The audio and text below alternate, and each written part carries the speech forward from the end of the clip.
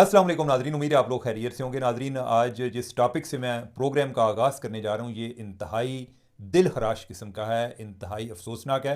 English में एक word इस्तेमाल होता है स्पीचलेस, कि कोई ऐसा काम कि जिसको आपको लगे कि इसके लिए, इसको बयान करने के लिए या इसकी मजम्मत करने के लिए आपके पास मुनासिब अल्फाज नहीं है। और ये कल गुजरांवाला में हुआ है, लेकिन इस वाक़े का आगाज़ कोई आज से 2-2.5 माह पहले मुल्तान से होता है। एक खातून है, गुजरांवाला में उनकी शादी हुई हुई है। बेसिकली वो मुल्तान से थी, उनका नाम था फ़र्रुख शहज़ादी। फ़र्रुख शहज़ादी अपने भाई को मिलने उसके पास मुल्तान जाती है और उधर घर में कोई मजहबी बहस हो जाती है, और कोई इसी तरह की बहस जो कि हमारे घरानों में कोई रिश्तेदार अगर कोई बरेलवी हों और दूसरी तरफ अहले हदीस हों तो उनके दरमियान जिस तरह के मौज़ूआत पर बहस होती है, कोई इस तरह की बहस थी। अब यह है कि उस दौरान उसका भतीजा भी वो बातें सुन रहा था, और जो भतीजे जिसकी मैं बातें कर रहा हूँ, यानी कि वो कुछ छोटा बच्चा नहीं था, मेरे ख्याल है कि कोई 30 साल या इसके लगभग उसकी उम्र होगी। और फिर वो भतीजा, वो कोई 2.5 माह बाद, यानी कि उसकी फूफी तो वापस आ चुकी है, तो 2.5 माह बाद वो मुल्तान से गाड़ी पर बैठता है। सुबह के टाइम आकर वो गुजरांवाला में उतरता है, एक बाज़ार में जाता है, उधर से एक तेज़दार छुरा लेता है और अपनी फूफी के घर चला जाता है। जब अपनी फूफी के घर जाता है, फूफी के 2 बच्चे हैं, एक जो है उसकी उम्र, बेटी है उसकी उम्र 9 साल है, और बेटा है उसकी उम्र 11 साल है। और वो स्कूल गए हुए हैं, और उनके बाबा यानी कि इसका फूफा वो उनको लेने स्कूल गया हुआ है, और फूफी घर पर अकेली है। ये फूफी को अकेला पाकर उसको ओवर पावर करता है और उसका गला काट देता है।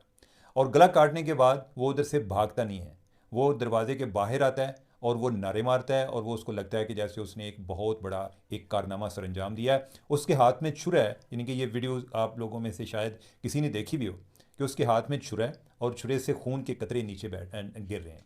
और वो कहता है कि मेरी फूफी जो है उसने कोई तौहीन की है, यानी कि कोई ब्लास्फेमस एक्ट किया है, और इस वजह से मैंने उसका गला काट दिया है।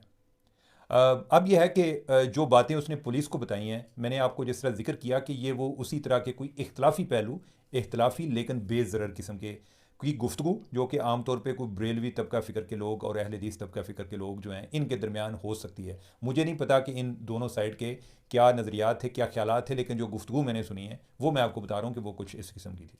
अब यह है कि वो कहता है जी कि मैंने, वो आगे कई और उलमा का नाम लेता है, वो कहता है जी कि मैंने सुना हुआ है कि अगर कोई बंदा तौहीन रसालत करे तो उसको जाकर कत्ल कर देना चाहिए, यानी कि उसमें ये कोई गुंजाइश नहीं है कि आपने किसी को जाकर कंप्लेन करनी है, पुलिस को रिपोर्ट करना है।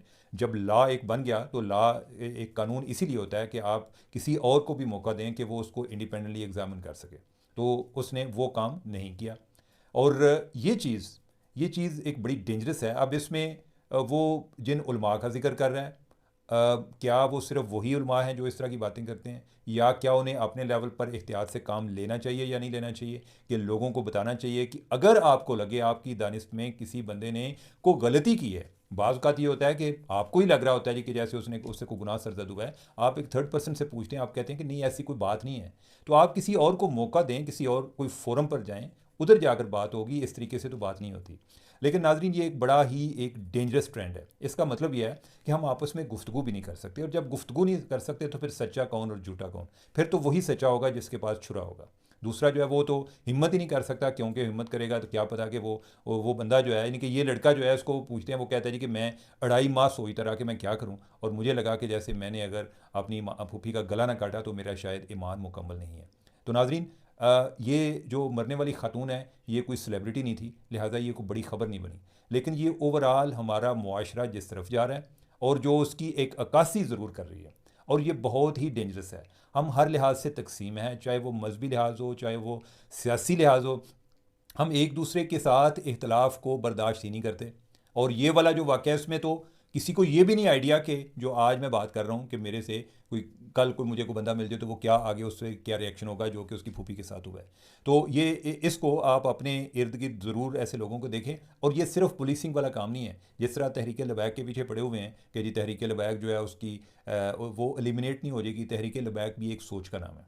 ये सोच का तदारक की ज़रूरत है। हम जो बहुत सारी चीज़ें हैं उनको सिम्टम्स को डिस्कस कर रहे होते हैं, हमें कोई आसार नज़र आते हैं, जी बुखार हुआ है, इसको पैनाडॉल की गोली दे दो। वो बुखार जो है फिर कुछ दिनों बाद हो जाता है, वो कि थोड़ा सा दब जाता है। तो लिहाजा इस सोच को हमें जो है दबाने की ज़रूरत है, या इसको करेक्ट करने की ज़रूरत है। हम भी बचपन में जो गाजी इलमदीन शहीद का वाक़या सुना हुआ है, ये बहुत सारे लोगों ने इसको इंटरनलाइज़ किया हुआ है। एक फ़र्क जिसको वो नहीं समझते वो ये है कि गाजी इल्मदीन के वक्त पे उस टाइम कोई कानून मौजूद नहीं था, आज कानून मौजूद है। और आपको ये वाक़या, ये ज़िम्मेदारी, अगर आपको यही लग रहा है कि आपका कहीं ईमान अपना ख़तरे में ना हो, तो आप जो है, यानी कि आपकी ड्यूटी में सिर्फ ये शामिल है कि आपने जाके कंप्लेन करनी है। आगे जो है जज़ा सज़ा, आगे कोई उस पर एक्शन लेता है या नहीं, उनको होगी। आप जो है इतना लंबा हर चीज़ का पूरा ठेका अपने पास ना रखा करें। तो हम अपने नेक्स्ट टॉपिक की तरफ बढ़ते हैं। एक ख़बर आई है, और ख़बर जो है वो बांग्लादेश के हवाले से है कि 15 फ़ौजी अफसरान को गिरफ़्तार कर लिया गया है, और उन पे जो इल्ज़ाम है वो बड़ा संगीन किस्म का है। उन पे इल्ज़ाम यह है कि वो जबरी गुमशुदगियों में मुलव्वस थे, कि जो हसीना वाजिद है उसके जो मुखालफिन हैं उनकी जबरी गुमशुदगियों में मुलव्वस थे। उसमें जमात इस्लामी उधर की है, वो भी उनका टारगेट थी, जो बाकी लोग हैं वो भी उनका टारगेट थे। अब यह है कि ये एक बहुत बड़ा चैलेंज है कि इसको वो कैसे निपटा जाए। उनको होगी है सज़ा। अब इस हवाले से गवर्नमेंट जो है वो भी डिफेंसिव है, वो खुलकर बात भी नहीं कर सकते। और जो आर्मी है उसके लिए भी एक बहुत बड़ा उधर चैलेंज है कि हम अपने ऑफिसर्स को कैसे सरेंडर करें। अब उसमें एक तोपों का रुख उन्होंने हसीना वाजिद की तरफ किया हुआ है कि जिसको भगा दिया है बांग्लादेश से। वो कह रहे हैं जी कि असल जो मुजरम है वो तो वो है। अब इनके हवाले से ये मामला चल रहा है कि इनको अब बंद किधर करना है, गिरफ़्तार किधर करना है। क्या ये किसी अडियाला जेल टाइप जगह पर जाएंगे या कि किसी और जगह पे। तो अभी जो उधर तजावीज़ आई हैं उसमें यह है कि इनको इधर कैंट में ही कोई जगह एक रख दी जाए, कोई सब जेल करार दे दी जाए, और इनको उधर अपनी कैद जो है वो उधर पूरी करें, या कि जो एक टाइम है कि इस दौरान वो आगे हायर कोर्ट में अपील करते हैं तो वो जो टाइम है वो उधर गुजारेंगे। अब अगला जो टॉपिक है वो इंतहाई इंटरेस्टिंग है, और वो भी जेल के बारे में है। नाजरीन, फ़्रांस में उनके एक साबिक़ सदर हैं, उनका नाम है निकोलस सरकोजी। उनको भी जेल हो गई है, और उन पर इल्ज़ाम है फ़ॉरेन फंडिंग का। फ़ॉरेन फंडिंग का इल्ज़ाम यह है कि उन्होंने अपनी सदारती मुहिम जो चलाई उसमें उनको पैसा, उन्होंने जो लीबिया के साबिक़ जो सदर थे या जो भी थे, मुअम्मर कज़ाफ़ी, उसने उनकी इलेक्शन कम्पेन, यानी कि इलेक्शन कम्पेन को की फंडिंग की थी। इस हवाले से सरकोजी जो है उसका ये कहना है कि वो डायरेक्ट इन्वॉल्व नहीं है, लेकिन उसके जो साथ दो लोग आगे फंडिंग लेने में हैं वो इसके साथ थे, उनको भी सज़ा हो गई है और इसको भी सज़ा हो गई है। कैंपेन जो है वो इसकी थी। सरकोजी जो है वो 2007 से लेकर 2012 तक उधर के सदर रहे हैं, और सरकोजी पहले सदर हैं फ्रांस के कि जिनको सज़ा हो रही है। अब यह है कि वो सज़ा जो है वो हर लिहाज से बड़ी एजुकेशनल भी है कि जो उनको कमरा किस तरह का मिलेगा, उनको उधर सहूलतें कैसी मिलेंगी। तो मैं इस हवाले से मैं भी बड़ा क्यूरियस था कि क्या मिला, तो जो मुझे पता चला मैं आपको भी बता देता हूँ। उनको कमरा मिला 9-12 का। ठीक है कि 9 फुट आप कह रहे हैं कि लंबा होगा और 12 फुट चौड़ा होगा, इस तरह से। और जो या 9 फुट चौड़ा होगा, 12 फुट लंबा होगा, मेरे ख्याल इस तरह से होता है। मैं बल्कि मुझे उस दौरान क्यूरियासिटी हुई कि मैं ये भी पता करूं कि इमरान खान जो है वो जेल में बंद है, उनका कमरा कितना है। तो उनका कमरा जो मुझे पता चला है वो 12-24 का है, यानी कि सरकोजी से बड़ा कमरा मिला हुआ है। दूसरा, जो सरकोजी है वो भी एक कैद तन्हाई काटेगा आइसोलेटेड में, यानी कि वो सेल में, जेल में होगा, लेकिन उसका सेल जो है वो आइसोलेशन में है, सेपरेट है। और वो जो सेपरेट रखने की वजह है, उसकी वजह यह है कि वो चूँकि साबिक़ सदर है, उसके कई मुतासरीन हो सकते हैं। उस पर अगर को हमला करेगा तो वो बहुत बड़ी खबर होगी, उसको अगर आकर को मार देगा कैदी तो वो बहुत बड़ी खबर होगी। लिहाजा उसको साइड पर रखा गया है, और उसके जो 2 सेल हैं दोनों तरफ, उसके सेल के दोनों तरफ जो सेल हैं उधर जो है सिक्योरिटी के लोग मामूर हैं ताकि उसकी हिफाजत पर रहें।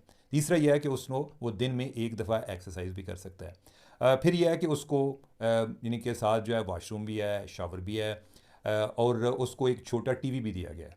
और उस टीवी में यानी कि उसके लिए उसको जो 14 यूरो पर मंथ पे करने होंगे तब जाकर टीवी चलेगा। जो टीवी की फ़ीस है अगर वो नहीं पे करेगा तो टीवी नहीं चलेगा। इसके अलावा यह है कि वो